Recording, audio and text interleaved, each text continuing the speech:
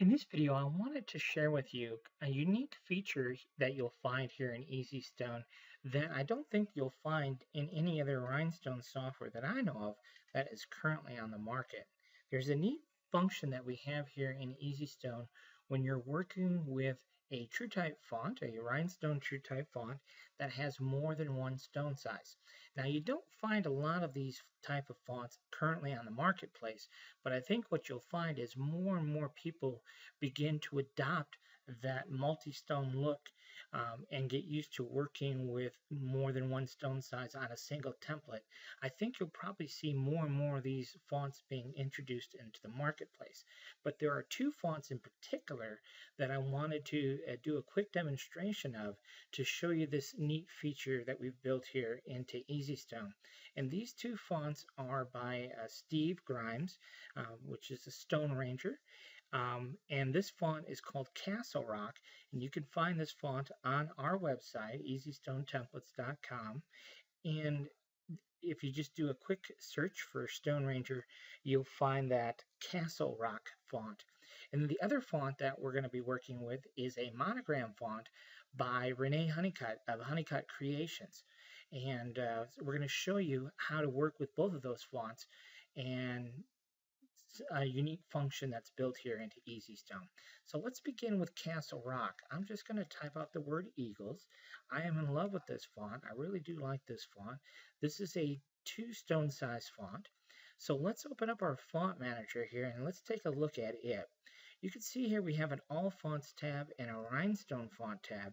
And if we look on the All Fonts tab, as we scroll down the list, in fact, we can even use the filter and type in HC. You'll see HC there. There's another font that I have in here, which is by James Flemmer, glitterandstonetemplates.com, which is the GST Soccer, HTV Soccer font. And then if we type in Stone Ranger, you can see there's the Castle Rock Double and the Let It Snow that I have installed. So we're going to be working with the Castle Rock Double. So you can see how cool this font is. And you can see it's 2 stone sizes. Now we do have a couple of challenges here. One of those being that this circle is not perfectly circular. So that's one challenge. But you can see we have 2 different stone sizes in one font. Well, we've built in a function here in EasyStone to deal with this quite simply. So what we're going to do is we're going to break apart that rhinestone text. We're going to select one of the larger stones. Now this is a golden rule to remember. Pick the biggest stone of the lot, which in this case is that one. We're going to mark it, and then we're going to set. What do we want that stone to become? Well, the first example I want to show you is I want that stone to become SS16. So watch what happens when I choose the resize font function. What's going to happen here is these stones, the larger of the group, is going to become 4.8 millimeters, which is what we use for SS16 stones. And then the next size down, you can see these are all 3.4 millimeters automatically. And that's quite powerful. And you can see that they're also perfectly circular as well. Now, if I want to change that, maybe I want this stone to be 10s instead, I would mark it and reset it back to 10. And as I do that, you can see those are in fact now all 3.4 millimeters, no matter which of those larger stones I select. You can see they're all 3.4 millimeters. But what's also nice is EasyStone is intelligent enough to change all the other sizes to what they should be as well. And the way it does that is by our stone ranges. So if we click on this button right here, you can see that the fixed stone size for SS6 is 2.6. And really what we're telling EasyStone is anything that's between 2 millimeters and 2.9 millimeters, consider it an SS6 stone and make it 2.6 millimeters. So that's essentially what EasyStone's doing. But I just wanted to point that out to you. It's really quite a nifty little feature. Now we're going to look at something a bit more complex that everyone struggles with. Is when you're working with a font like this on a curve, well, then what do you do? Well, I'm going to show you what you do here momentarily. But let's back up and let's do another look at a different font, which I was telling you about.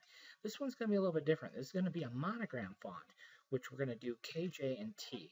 So this is a combo font as well, and I should point out too that that Castle Rock font is a combo font. It comes in two sizes, so when you type, it's the same font, but when you type in upper and lowercase letters, you'll get two different size letters. So in this case, we're doing a lowercase k. This J actually needs to be uppercase, and then a lowercase t, because we're going to be doing a monogram. And so if we type in HC over here into our font manager, there is the HC monogram font. And I click on that, and you can see there is the font. So again, we would break it apart. We would select the larger stone size, the largest stone size. There's actually 3 of them in this group. So we're going to mark it, set it to SS16, select the whole group, and then resize it. And if you look here, this will be 10, these will be 6s, and these, of course, will be 16s. And that does that throughout the entire font. And then, so all we would have to do then is just kind of make a selection of this, hold our shift key, make a selection of that. And I'm just using my freehand selection tool here in CorelDRAW X6. And then I think I personally would probably make these a little bit tighter. I may even go crazy and weave them two together, but I would at least do that. Something like that. All right, so that would finish off our monogram. And then, of course, we would actually, in order to actually get like a stone count or something, we'd actually have to give this a color. So let's give it a color of hot pink. And then we can actually come in here and do a stone size. So now it's telling us that the price for hot pink has not been defined, so it can't give us a calculation of what that design would cost us, but it does give us a list of options here to show us what's actually the stone count for this design. All right, so that's how that works. Now, let's get back over here to the font manager for a moment. If I come over here to Rhinestone fonts and you see I have this filter of HC, you can see that's not in the list.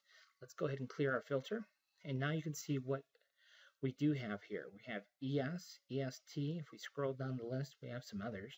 We have an RA, an RT, an S17, even a TRW font snuck its way onto my computer. So these are preset here in EasyStone. The prefixes are preset. And Stone Ranger didn't exist when EasyStone was first developed, nor did Honeycut Creations, nor did glitterandstonetemplates.com. So what we're going to do is allow you to define your own custom prefix. And what I decided to do, rather than have to sort through all of these fonts, we try to give you lots of different ways to get to the content that you need to get to. So we can set up a custom prefix for Rhinestone and HTV fonts, or we can also set up favorites in both just for Rhinestone fonts and for standard type fonts. But let's show you how to add a custom prefix. So we're going to go back to the Rhinestone font tab and click on custom prefix. And we know we need Stone Ranger, hit the comma, and we need Honeycut Creations, hit the comma, and we need Glitter and Stone Templates. Okay, so if you have others, or maybe you're designing fonts yourself, you can add to the list. So whatever you want to do there. But these are some custom prefixes. We're going to save those. Now they won't show up on the list initially, but if we switch to a different tab and then back, then you'll see there is the GST sample soccer font that I have, which is an HTV font. We have the Honeycut Creation monogram font, and then down on the list we have the Castle Rock double, and we have the Let It Snow. So there you go. That's how to get in custom fonts when you're working with a custom prefix. Now, let's talk about one other challenge that sometimes we have, and that is working with fonts on a curve. Let me show you the problem, and I'll show you the fix. So we're just going to type in Eagles again, and we're going to use that Castle Rock font. We're going to select Eagles and our path and do the text to path option. So let's just say, okay, great, yeah, I've got Eagles here. Now I want to resize this. All right, so remember what we had to do. We had to select our font, and we had to break it apart. We had to select the largest stone size, and we had to mark it. Then we select our design, and we change the circle size to 10s, and we hit resize, and you can see what happened here. The design got bigger, but more importantly, see how the curve has changed? And I get this question a lot. How do we change the size of our font and maintain the curve that we need? You can see this curve of this font is completely different than what we originally had set. Well, that's definitely a problem. That's for sure. So, what do we do to fix it? Well, what you would need to do to fix it, we want to maintain that same curve all the way through. So I can tell you, it seems a bit backwards perhaps, but this is the way I have found that it's quick. I don't really have to think about it. I say it's quick. There is a couple of steps involved, but if you just kind of get into the routine, it's actually not so bad. So let me just show you quick. So what I do is I just type out the word that I want to apply to my path, which in this case is the word Eagles. I select my font, which is my Castle Rock font. Okay, so there it is. I then make a copy. We'll go back to the original here. We're going to break it apart and do just what I told you to do before, which is to mark it, resize it, etc., etc., right? So now we've done that. We select the whole thing and we look at the height. You see what the height tells us? The height tells us it's 1.7. So I make this 1.7. 1.7.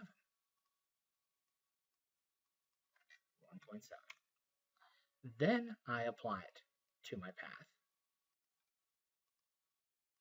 And that, you see how much different it is. Yes, it's applied to my path, but and this isn't maybe exactly the way I want it to look on my path, but here's the point I want to get at, is if you have a path and you apply it, this is real size. So if you don't like the way it looks here, you're not going to like it any better once you resize it. All right, so what we might want to do, for example, is let's just come in here. I might want to make this A a little bit closer, bring this around, bring this around. I like doing it this way because you can see that letter actually just follows that path. Bring this around, okay? And see, to me, that looks like it's like too far away, so it's okay if there's some stones. For me, it's okay if there's some stones overlapping because I'll fix that later. But I want to get the look that I want and the curve that I want. Those are the two most important things for me. So let's move this back into place. Yep, that's what I want right there. Now we need to resize these holes so we know that, first of all, they're perfectly circular, which they are not currently. And then, of course, the other challenge is that they're the right size. So we're going to go ahead and select that text. And we're going to break it apart. We are going to select a larger stone and mark it. And then we're going to select the whole text part of the design. Now, in theory, we should not see this be resized by much. Previously, we saw it resized quite significantly, but this we should not see size much. So when I click on resize font, you can see it didn't resize much. It basically still has the same curvature, but you will see that the holes. Now, because it's like on a slant, you can see how these holes are a little bit too close together. So what I would do is, you can see here, let me just zoom back in here. See how the spacing is pretty tight. So what I would do is this. If we come out here and give this a color of stone, which in this case I'll just do crystal. I tell you what, let's do something we can actually see a little bit better. We'll do Capri blue. So now you can see we have Capri blue. So you see how tight some of these stones are? That would concern me a little bit. See how tight that is? That may cause a problem. So what we're going to do is just scale it out a little bit.